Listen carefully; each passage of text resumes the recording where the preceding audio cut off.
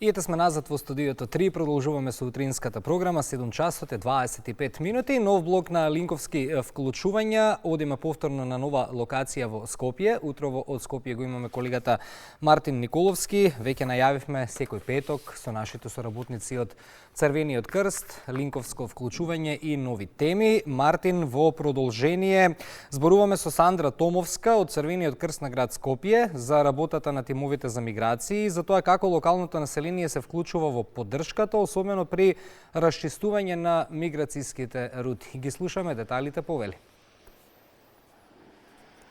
Добро утро, Ване, по втор пат. Да, токму така, утрово разговараме со Сандра Томовска од Црвениот крст при град Скопје. Кажа и ти ке зборуваме токму на темата за тимовите за миграција, која е нивната улога, но и како локалното население им помага во нивната поддршка. Велам добро утро за Сандра Томовска и добро дојдовте во утринската програма Македонија на утро. Добро утро и до вас и благодарам за поканата да бидеме денеска гости во вашата телевизија и да проговориме малку на темата миграција и како што кажавте соработката со локалното население. Сандра, ќе започнам на почеток. Што представуваат тимовите за миграција, кои ги сочинуваат истите и каква улога и задача имаат во процесот на работа во Црвениот крст? Така.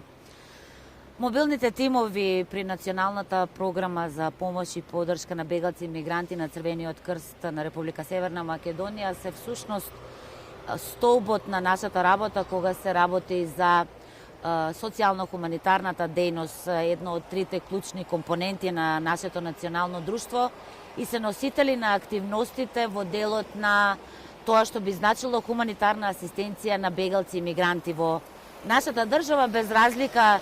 дали тие лица мигранти ќе бидат сместени во транзитните центри Винојук и Табановце, односно дали ние како Црвен крст во рамки на хуманитарно-сервисната точка во село Лојане, општина Липково, ќе ги пресретнеме некаде во движење и ќе им понудиме помош и поддршка, односно ќе се обидеме на тој начин да ја намалиме нивната ранливост. Мобилните тимови ни се формирани 2015 година со првиот налет на мигрантите од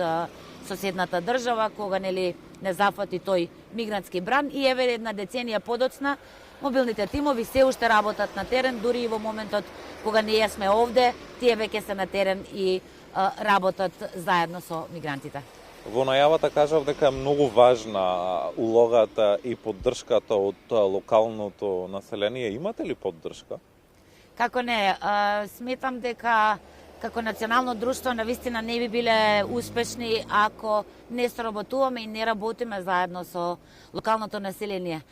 Односно, како што реков, уште во 2015 година, ова го зборувам во рамки на Националната програма за мигранти, во 2015 година, кога се случи мигрантскиот бран долу во Гевгелија, во соработка со Општинската организација на Црвениот крст во Гевгелија, односно Куманово, бидејќи на двете точки,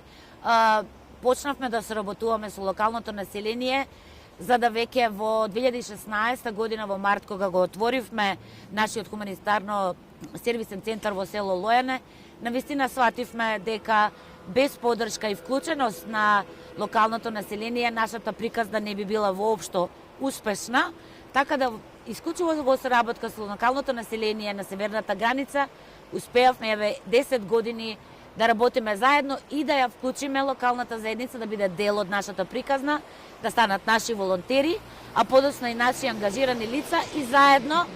преку локалната заедница како мост помеѓу националното друштво и локалната заедница навистина да воспоставиме не само соработка, туку да работиме како за мигрантите, така и за локалното население. Сандра, на кои најчести предизвици наидувате во текот на работата и при расчистувањето и одржувањето на мигрантските рути? Предизвиците навистина секој еден мигрант што ќе стаса на територијата на нашата држава, што ќе се задржи овде, дали ќе се задржи, дали ќе излезе од државата, дали ќе побара азил. Навистина, работата со мигрантите само по себе представува еден соевиден предизвик, затоа што секој мигрант со себе носи своја човечка приказна, своја човечка трагедија, И навистина предизвиците се испреплетуваат од тоа да ги пресретнеме мигрантите, односно да ги згрижиме во транзитните центри заедно со институциите на системот, да им помогнеме по случај кога се работи за потешки категории на ранливи лица, да ги убедиме, да ги однесеме до камповите, таму да бидат институционално згрижени, да добијат засолниште, медицинска нега, секако бидејќи мигрантите најчесто доаѓаат исцрпени, изнемоштени, многу често им е потребна медицинска помош во секундарното здравство, така да навистина сето тоа е еден предизвик како да се стапи во контакт со нив, како да се работи, како да ги згрижиме, како да им понудиме институционална заштита, односно по системот на упатување со институциите на системот да работиме на тоа да намалиме нивната ранливост. Дали граѓаните покажуваат интерес да волонтираат и како некој може да даде поддршка доколку сака? Секако, значи волонтерството во Црвениот крст како еден од столбот и принципите на Црвениот крст заедно со останатите принципи навистина представува столб на нашето работење и без волонтерите, без ангажманот на локалните заедници, без ангажманот на учениците, на сите оние граѓани кои што нели доброволно би сакале да пристапат во редовите на Црвениот крст и да дадат свој инпут во работата на Црвениот крст, ние не би постоеле како национално друштво. Така да волонтирањето, локалните заедници, учеството значи на разни групи, активисти и така натаму придонесува до тоа, еве веќе 80 години како што прославивме пред еден месец постојање на нашето национално друштво, само на тој начин успеавме да бидеме успешни и да градиме една репутација и имидж заедно со локалните заедници, бидејќи колку повеќе работиме со локалните заедници, толку повеќе ја градиме и отпорноста на локалните заедници. Дали се работи за мирновременски услови или за услови во прогласена криза и катастрофа. И уште едно прашање на крајот на нашиот разговор, какви резултати сте забележале од досегашната соработка со локалното население и што би сакале да се подобри во иднина? Еве, во оваа прилика би сакала да ја најавам нашата акција за пошумување на северната граница, односно во регионот на селото Лојане, каде што, нажалост, летово тој регион беше зафатен со катастрофален пожар. Ова би била наша втора акција за пошумување која што ја работиме заедно со локалната заедница.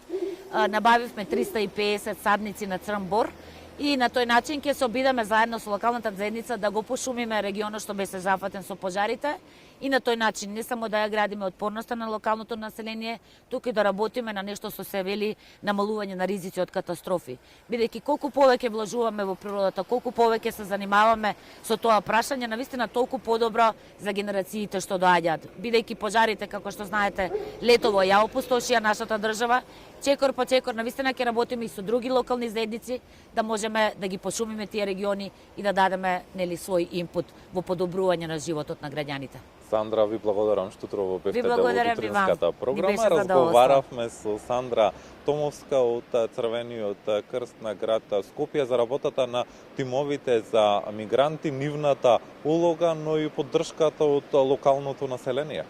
Ване?